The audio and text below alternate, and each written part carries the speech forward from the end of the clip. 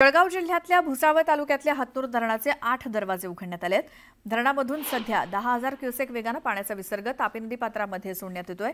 विदर्भ आणि मध्य प्रदेशात झालेल्या पावसामुळे धरणात पाण्याची आवक वाढल्यामुळे धरणाचे 8 दरवाजे उघडण्यात आलेत। तर तापी नदी पात्रात विसर्ग सोडण्यात येत असल्यामुळे नदीकाठच्या गावांना प्रशासनाने खबरदारीच्या सूचना दिल्या आहेत।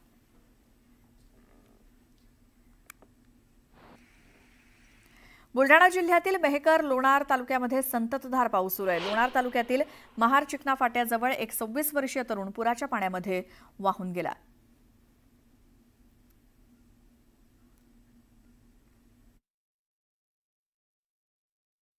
सतत 2 दिवस अति मुसळधार पाऊस होतोय आणि त्यामुळे कांच, उतावळी तसंच पैनगंगा नदीला महापूर आलाय।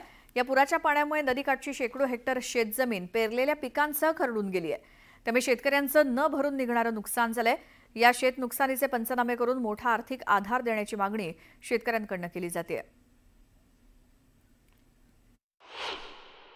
वाशिम जिल्ह्यामध्ये जो 2 दिवस सतत अतिमुसळधार पाऊस पडला त्यामुळे वाशिम जिल्ह्यातील 46 महसूल मंडळांपैकी 34 मंडळांमध्ये जी अतिवृष्टी झाली त्यामुळे शेतीचं अतोनात नुकसान झालंय।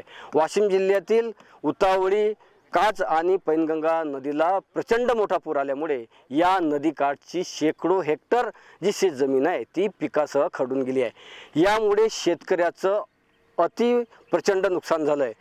जी शेती खरडून गेली नदीकाठची आणि नाल्याकाठची त्या शेतीमध्ये यानंतर कोणतेही पीक घेता येणार नाही, कारण जे काही पेरलं होतं ते सगळं या सुपीक मातीसह पुराच्या पाण्यामध्ये वाहून गेलेलं आहे। यासाठी जे काही शासन आणि प्रशासन आहे त्यांनी या सर्व शेतीचे पंचनामे करून या शेतकऱ्यांना मोठी आर्थिक मदत देण्याची गरज आहे। तेव्हाच हा शेतकरी बळीराजा जो आहे तो या मोठ्या नैसर्गिक संकटातून उभारी घेऊ शकेल।